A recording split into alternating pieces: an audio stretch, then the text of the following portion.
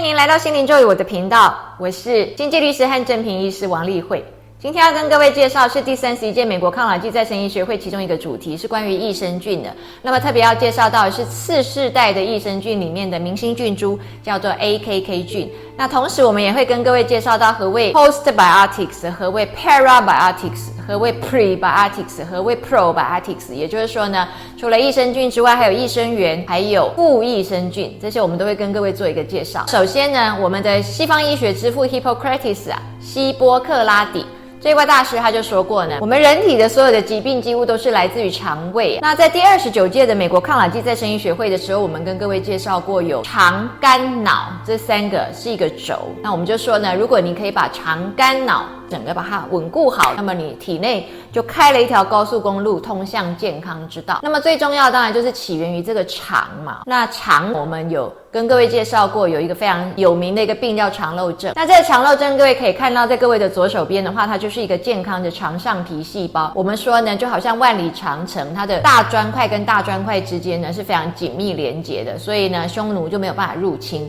那在各位的右手边的话，看到这就是生病的肠子。生病的肠子的话，它的肠上皮细胞没有办法紧密的连结，所以细胞跟细胞之间这个缝缝很大，就好像你的万里长城漏了很多破洞，匈奴就可以直接入侵。所以在各位的右手边这个生病的肠细胞，我们可以看到是病毒漏进来了，坏菌漏进来了好菌当然也进来了，毒素也进来了，还有 gluten 麸质也进来了，就引起过敏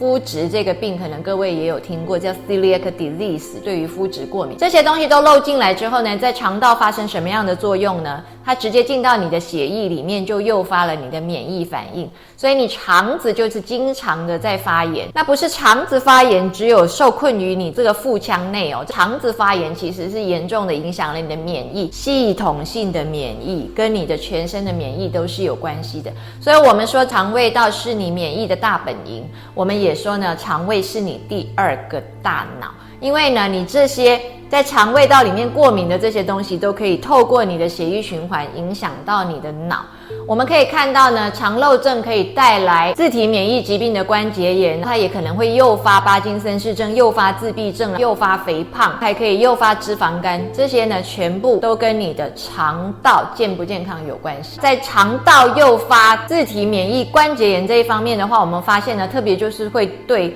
僵直性脊椎炎有关系。那我们也发现呢，它对于脊椎的关节炎对于四肢的这些关节炎都有很大的关系，都跟你的肠道的健康不健康息息相关。那在诱发帕金森氏症这一方面的话，我们几乎可以看到帕金森氏症的人很多，他都有肠胃的问题，要不就是肠炎，要不就是胃炎。关节炎的部分的话，至少有50%他的关节炎都跟他的肠子有关系。那再来的话是自闭症的话，我们也发现呢，自闭症的人大概有90%呢，他都有肠道的问题所以他的肠道的问题发生率是比没有自闭症的人多了3.5倍。所以我们也发现到自闭症跟这个肠道的健康也是息息相关。现在有所谓的吃大便疗法，如果一个肥胖的人他去吃一个瘦子的大便，他渴望他的肥胖会改善，渐渐就变瘦。你的胖瘦还跟你的肠内菌有这么大的关系，不是跟你的胃口有关系而已你如果改善你的肠道的肠内菌的话，食欲也会开始改变。甚至连忧郁症都可以用吃大便疗法来做处理现在有这样的研究也说呢，如果是一个有忧郁症的人呢，他去吃没有忧郁症的一个非常情绪健康的人的大便，他这个忧郁症呢也渴望因为肠内菌的改变而被改善。所以是不是大家觉得肠、肝、脑这3件事情呢其实是非常重要。那我们来看一下 Akkermansia 这个阿克曼氏菌 AKK 菌到底有什么奇妙之处它就是在2004年才发现。在早期的那些菌呢，我们大概使用了1个世纪以上了，比菲德氏菌视乳酸杆菌这些大家都已经很熟可以去做优格做乳酪，这样可以用来发酵。在近几年才发现的这些菌，我们就称之为是次世代嘛。所以在2004年发现了 Akkermansia 之后，我们看到它的这个研究的论文数量是与日俱进一年有250篇、280篇。然后我们讲，现在这些次世代的菌呢，被赋予很大的期望，可能可以作为活菌药物，或者作为一个生物制剂，或者是做一个叫做 Live Biotherapeutic Products， 我们简称为 LBP， 这些呢都是被赋予很大的期待。那 AKK 菌呢，是所有的次世代菌里面呢大家觉得最明心莲的，因为呢，它不需要你喂食物给它吃，它自己的食物就是你的肠子的粘液。那它吃掉你的肠子的粘液之后，还会帮你呢把肠子的粘液转化出来，变成是短链脂肪酸 butyrate， 就是丁酸。丁酸啊，在我们的肠道的肠障壁的这个健全度上面是非常重要的。butyrate 就是建构我们这个万里长城可以紧密连接的一个重要的因子，就像涂 silicone 一样，在这个砖块跟砖块之间，我们把它补缝加强。这个 butyrate 有这样的功能，它又可以产生 butyrate 出来，它又可以去喂给别的益生菌吃，它还可以提供食物给别的益生菌。那一方面，因为它吃掉肠粘液之后，它有些激发你自己的肠子再产生更多的肠粘液。那如果肠粘液很丰厚，就会对你的肠子产生一个保护膜，就比较不会有那么多的毒素去直接攻击到你的肠子的细胞。所以我们可以看到，有 AKK 菌跟没有 AKK 菌的人啊，他们的肠上皮的健康状况是这样的。左边是有 AKK 菌的状况，这个 AKK 菌呢，帮助你产生了 butyrate 的丁酸，丁酸呢去维护了你的肠道的上皮细胞的肠障壁的一个健全度。维护了健全度之后呢，毒素不会渗进去，就可以改善你的免疫，不至于那么容易发炎。它又可以诱发你的白细胞介素第10款，还有诱发你的变形生长因子贝塔型，这些都对你的系统性的免疫有帮助。因为它又可以刺激你肠泌素的分泌，所以肠泌素就 GLP-1 就是我们现在最夯的瘦笔啊，减肥针剂瘦笔的这个有效成分就是叫做 GLP-1。既然它可以去自行产生瘦笔的话，它就可以帮助你调整你的体重管理。然后呢，它又可以对血糖有效，因为我们知道瘦笔原来是研发出来用肠泌素来控制你的血糖的，所以你可以看到这个 Akkermansia 它本身有这么多的功能。各位的右手边这个是缺少 Akkermansia 的一个状况，就是肠上皮呢，它的肠障壁不完整，它就可能肠子就发炎，它也没有办法产生 butyrate， 它也就没有办法是在一个健康的状况之下，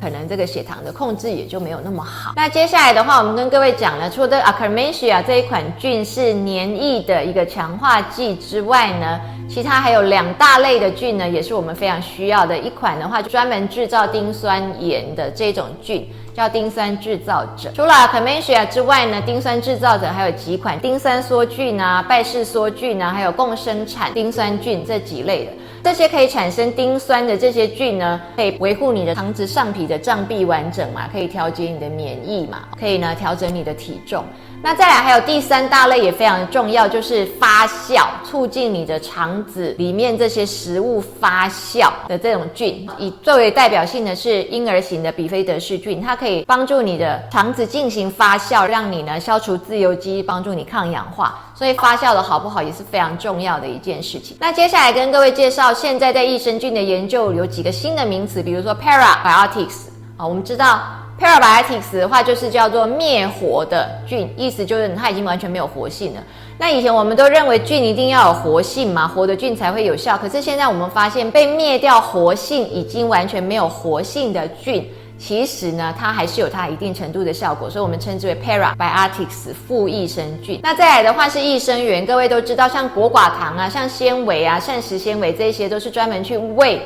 probiotics 的。益生元是喂益生菌的食物嘛，那益生元的重要大家本来就已经知道，你要有益生元去给这些益生菌吃，它才能够长得好活得好嘛。那这些大部分在蔬菜水果里面我们就可以吃得到，这些膳食纤维还有果寡糖。那还有另外一个词的话叫 postbiotics， 我们刚才讲有益生元 prebiotics， 那现在还有后生元叫 postbiotics。那到底什么叫做 postbiotics 呢？就是呢你发酵过之后的这些东西就是被益生元、益生菌发酵过之后剩下的这些原料渣或是代谢产物，这是我们称之为 postbiotics， 这些也都有用它就可以帮助你的身体增加一些维他命 B 啊、维他命 K 啊这一些营养素。也就是说，当你这个肠胃道呢经由这些肠内菌发酵之后，会产生更多的维他命 B， 产生更多的维他命 K 这些营养素，我们就把它称之为 postbiotics， 它们都是非常有效的东西。那也可能呢借由这些发酵之后产生的是生态，也一样称之为是 postbiotics， 都是非常重要的。那我们可以想象呢，你这个肠道里面有无数的千千万万的菌，那这些菌呢都是活在你的身体里面，我们就可以说你的肠胃道其实里面有千万个众生啊，活在你的身体里面。那这些众生呢，到底是与你有益的，还是与你有害的？到底呢，他是来还债的，还是他是冤亲债主来讨债的？就需要我们非常的去善待他。所以善待你体内的众生哦，跟他们呢完成和解，把你的这个业力把它清理掉，那么你就会越来越健康。相信这个益生菌呢，就是现代人类的智慧所给我们开发出来的一个清除业力，帮助你呢更好的一个好工具。谢谢各位。